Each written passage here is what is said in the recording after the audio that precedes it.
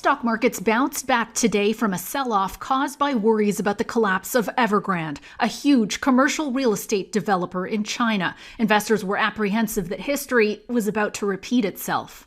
Similar to what happened 13 years ago in the US when Lehman Brothers failed and the start of the financial crisis. I think we're now starting to appreciate that this is not going to be a Lehman Brothers moment. There's not as much leverage in the system. China legalized private home ownership in 1998 and the sector took off, creating a massive asset bubble.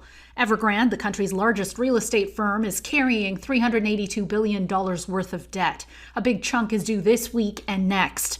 Now, the Chinese central bank has come to the rescue, injecting more than $23 billion into the banking system, helping Evergrande's creditors avoid a worst-case scenario. Evergrande is Asia's biggest issuer of high-risk bonds, which means its fate is intertwined with the broader economy.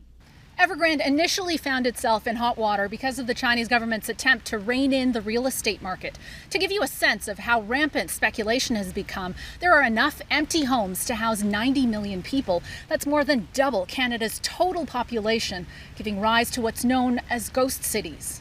It looks like Evergrande has been pulled back from the brink for now, but investors should expect continued volatility. The risk is the indirect knock-on effect if the Chinese authorities make a mistake and they cause some kind of a crash in China, which would then reverberate around the world.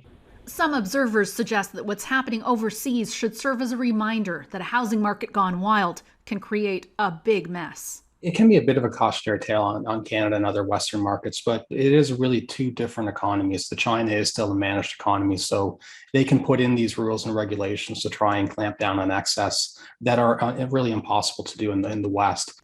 And Gaviola, Global News, Toronto.